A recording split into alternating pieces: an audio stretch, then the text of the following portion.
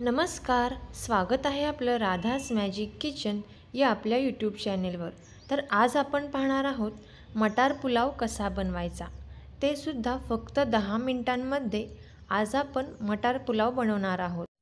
कोणतेही वाटण न करता फक्त हा मसाला वापरून आज आपण मटार पुलाव तयार करणार आहोत. तर कसा बनवायचा, तर व्हिडिओ अगदी शेवटपर्यंत नक्की पहा. आणि भात मोकळा होण्यासाठी आपण यामध्ये आज एक ट्रिक वापरलेली आहे, तर ती ट्रिकसुद्धा तुम्ही नक्की पहा. तोपर्यंत जर तुम्ही आपल्या चॅनेलवरती नवीन असाल तर नक्कीच चॅनेलला सबस्क्राईब करा आणि सबस्क्राईबच्या पुढचे बेल आयकॉनचे बटन दाबा, जेणेकरून इथून पुढचे व्हिडिओज सर्वात अगोदर तुम्हाला पाहायला भेटतील. चला तर मग आजच्या रेसिपीला आपण सुरुवात करूया. इथे आपण मटार पुलाव करण्यासाठी 1 वाटी बासमती राईस घेतलेला आहे. बासमती राईस इथे आपल्याला वापरायचा आहे. आता हा बासमती तांदूळ मी 2 ते 3 वेळा स्वच्छ पाण्याने धुवून घेते. इथे आपण 1 वाटीचे प्रमाण घेतलेलं आहे. आता इथे मी हा तांदूळ स्वच्छ 2 ते 3 वेळा पाण्याने धुवून घेते. आता इथे हा मी तांदूळ 2 ते 3 वेळा पाण्याने धुवून घेतलेला आहे. यामध्ये आपल्याला पुन्हा एकदा पाणी घालायचं आहे. तांदूळ पूर्णपणे पाण्यामध्ये बुडेल इतपत आपल्याला पाणी यामध्ये घालायचं आहे. आणि असेच हे आपल्याला एक 15 ते 20 मिनिटांसाठी तांदूळ पाण्यामध्ये भिजत ठेवायचा आहे. आता तांदूळ भिजून होईपर्यंत इथे आपण फोडणी करून घेणार आहोत. इथे मी एक कुकर घेतलेला आहे.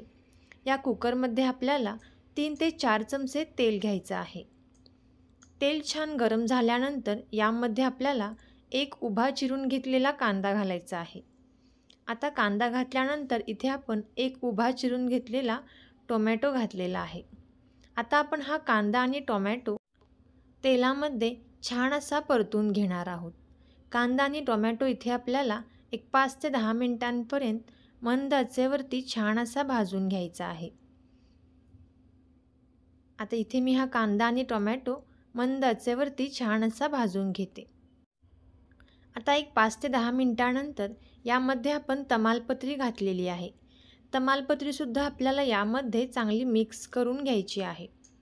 आता इथे मिक्स करून झाल्यानंतर यामध्ये आपल्याला आपण जो तांदूळ पाण्यामध्ये भिजत ठेवला होता तो तांदूळ आपल्याला यामध्ये घालायचा आहे.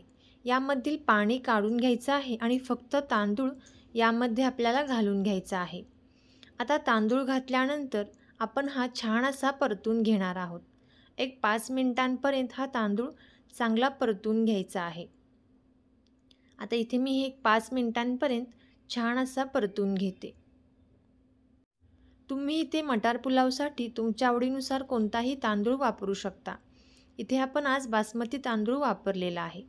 आता एक 5 मिनिटांपर्यंत आपण हे चांगले मिक्स केल्यानंतर यामध्ये आपल्याला मटार घालायचे आहेत.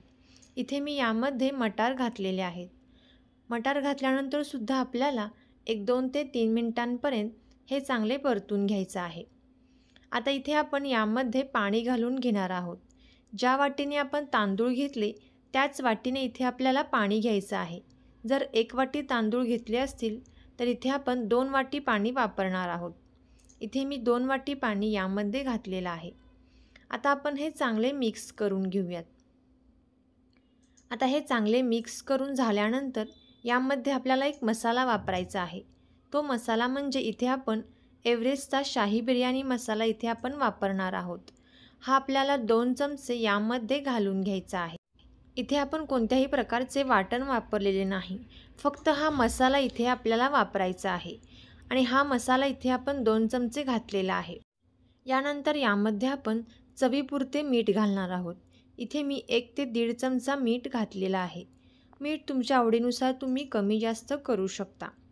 आता मीठ घातल्यानंतर आपल्याला हे चांगले मिक्स करून घ्यायचं आहे. आता हे मिक्स केल्यानंतर भात मोकळा होण्यासाठी इथे आपण एक ट्रिक वापरलेली आहे. तर सगळ्यात शेवटी आपल्याला इथे 1 चमचा तेल घालायचं आहे आणि हे चांगले मिक्स करून घ्यायचं आहे. यामुळे काय होतं तर भाताचे शीत हे मोकळे होते, भात मोकळा लुसलुशीत तयार होतो. आता आपण कुकरला टोपण लावून घेणार आहोत आणि इथे कुकरला 3 शिट्टी देऊन घ्यायचे आहेत. 3 शिट्टी दिल्यानंतर कुकर थंड झाल्यानंतर आपल्याला टोपण काढून घ्यायचा आहे. पाहू शकता तुम्ही इथे आपला हा मस्त असा मटार पुलाव तयार झालेला आहे. यावरती आपण थोडीशी कोथिंबीर घालून घेणार आहोत. अगदी मोकळा लुसलुशीत फक्त 10 मिनिटांमध्ये इथे आपला हा मटार पुलाव तयार झालेला आहे. तर आता आपण हा मटार पुलाव एका प्लेटमध्ये काढून घेऊयात. पाहू शकता तुम्ही अप्रतिम चवीचा हा मटार पुलाव इथे तयार झालेला आहे. तर तुम्हीसुद्धा याच पद्धतीने नक्कीच मटार पुलाव करून पहा आणि कसा झाला ते कमेंट करून नक्की सांगा. फक्त सुवासानेच तुम्हाला हा मटार पुलाव खावासा नक्कीच वाटेल.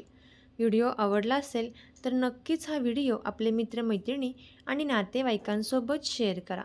व्हिडिओ अगदी शेवटपर्यंत पाहिल्याबद्दल धन्यवाद.